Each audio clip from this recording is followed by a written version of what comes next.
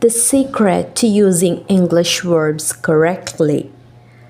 Hello everyone. Today we are gonna learn one of the biggest secrets to speaking English correctly. Many English learners think that speaking English is only about learning new words. But that's not true. The real secret is knowing which verb goes with which helping verb.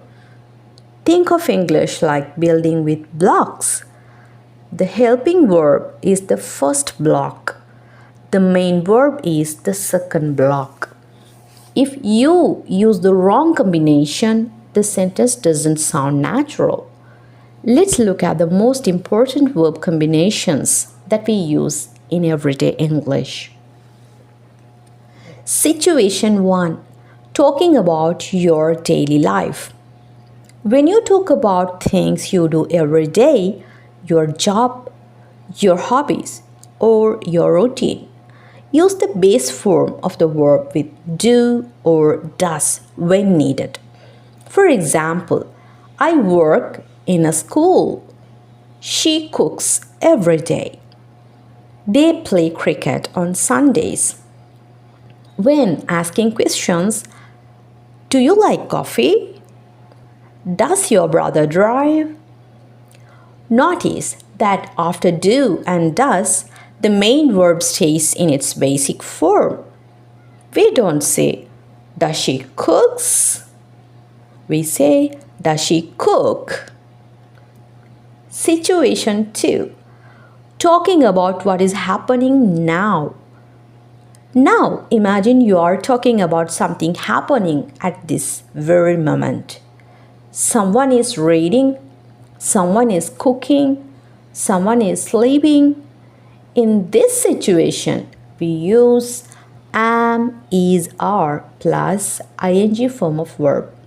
For example, I am studying. She is cooking dinner. They are playing football. These actions are happening now. Notice that after am, is, are, we don't use the base verb. We add ing. Situation 3. Talking about something that happened, but the result is important now. Now, imagine this. You are looking for your keys. Suddenly, you find them. You don't want to tell a story. You simply want to tell the result.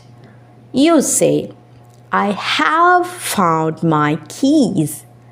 Another example. Your homework is finished. You say, I have finished my homework.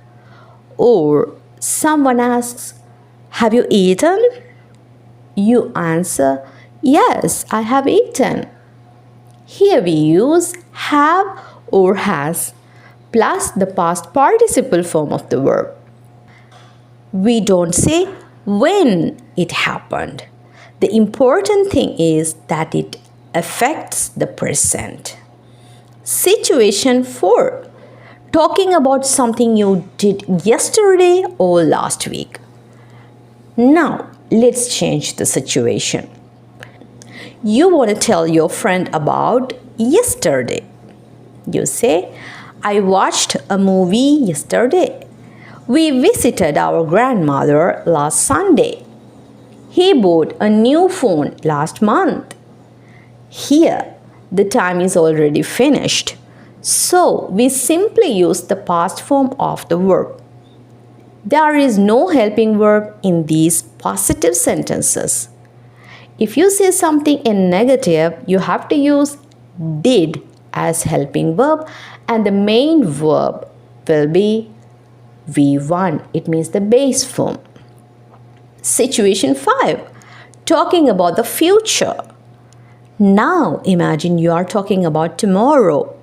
Tomorrow's plan hasn't happened yet. You say, I will call you tomorrow. We will meet next week. She will come soon. After will, the main verb always stays in its basic form.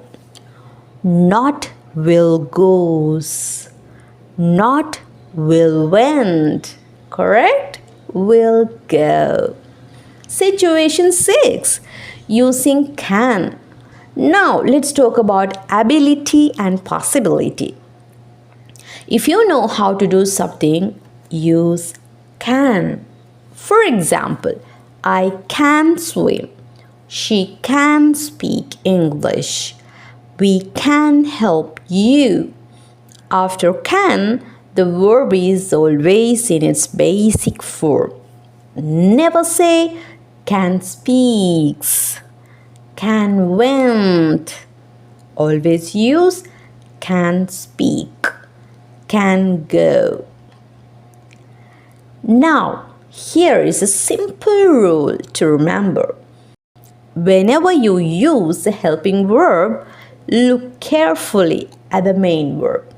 Some helping verbs need the basic verb. Some need the ing form. Some need the past participle form. Here are the most useful combinations. Do, does, did. Base verb.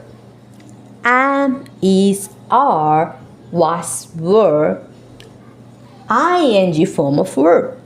Have, has, had. Past participle form of verb.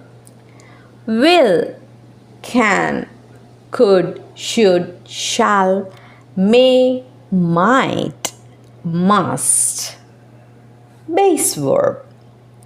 If you remember these 5 combinations, you can make thousands of correct English sentences. So, don't try to memorize hundreds of grammar rules. Instead, remember the correct verb combinations. Once you know which helping verb matches which main verb, speaking English becomes much easier. Keep practicing. Make your own sentences every day. And soon, these combinations will become natural. Happy learning!